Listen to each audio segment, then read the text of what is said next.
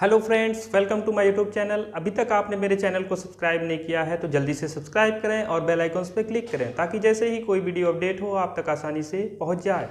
आज हम चर्चा करेंगे भारत छोड़ो आंदोलन से रिलेटेड जो इम्पोर्टेंट फैक्ट क्या क्या थे। तो भारत छोड़ो आंदोलन की बात करें तो 8 अगस्त 1942 डेट याद रखिए। भारत छोड़ो आंदोलन कब शुरू हुआ? 8 अगस्त 1942।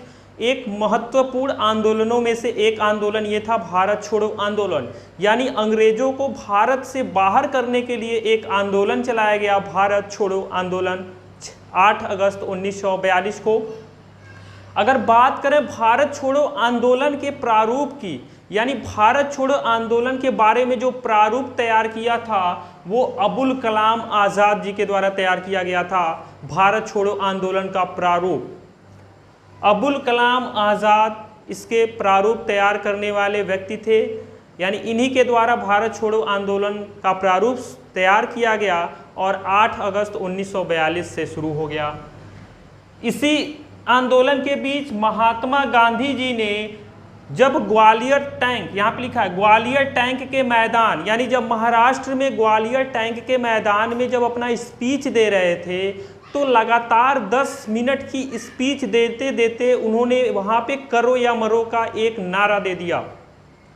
ग्वालियर टैंक मैदान महाराष्ट्र, ग्वालियर टैंक मैदान महाराष्ट्र में 10 मिनट का लगातार स्पीच दे रहे थे और वहीं पर महात्मा गांधी जी के द्वारा एक नारा दिया गया, करो या मरो।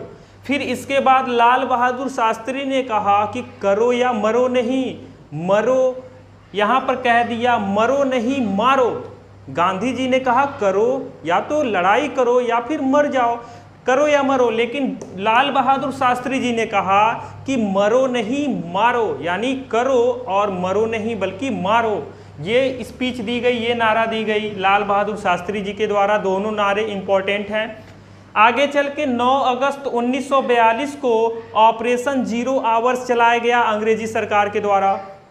अंग्रेजी सरकार के द्वारा ऑपरेशन 0 आवर्स 9 अगस्त 1942 को चलाया गया और इस ऑपरेशन के तहत सभी नेताओं को अलग अलग स्थानों में जेल में बंद कर दिया गया। अब देखिए क्या हुआ।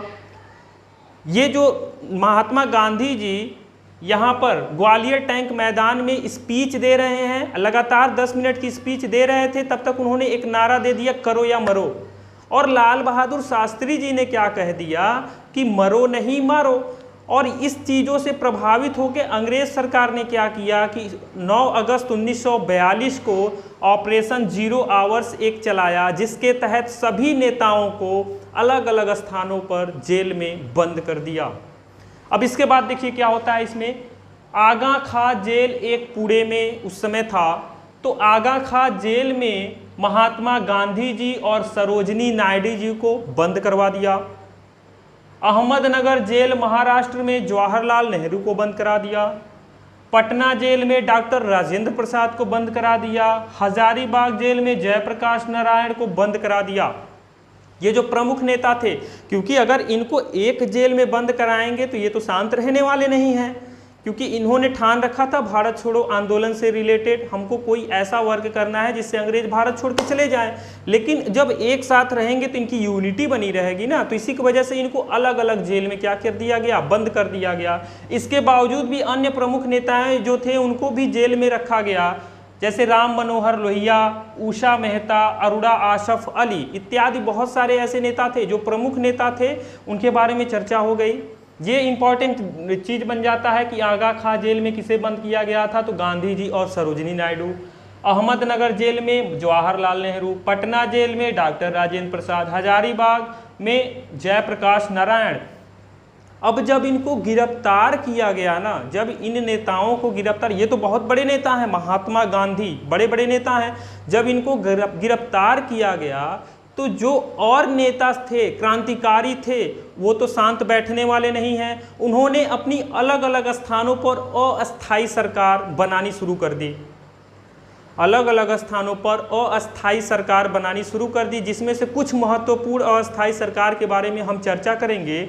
जैसे है समांतर सरकार, यूपी के बलिया में एक बना दिया समांतर सरकार और जिसके अगुवाई थे चिंटू पांडे। चिंटू पांडे थे, अगुवाई कर रहे थे समांतर सरकार का, और ये यूपी के बलिया में शुरू कर दिया गया। फिर इसके बाद जातीय सरकार वेस्ट बंगाल के तामुलुक, पश्चिमी बंगाल के तामुलुक जगहों पर एक जातीय सरकार शुरू किया गया, जिसे सतीश सावंत इसकी अगुवाई कर रहे थे, संभाल रहे थे सतीश सावंत। एक सतारा सरकार है, महाराष्ट्र में चल रही थी, नाना पाटिल और वाई चाहवाड़, नाना पाटिल और वाई चाहवाड़ जी के द्वारा इनकी अगुवाई में चलाया गया सतारा सरकार महाराष्ट्र में। और ये सबसे लंबे समय तक चलने वाली सरकार जो है सतारा सरकार अस्थायी सरकार थी, जो सबसे लंबे समय तक चली थी। तो ये पूरा फैक्ट भारत छोड़ो आंदोलन से रिलेटेड था, जो अभी हाल ही में, आज तो 9 अगस्त है, कल के डेट में 8 अगस्त को इसकी दिवस के तौर पे, यानी भारत छोड़ो आंदोलन दिवस के तौर पे मनाया गया 8 अगस्त को।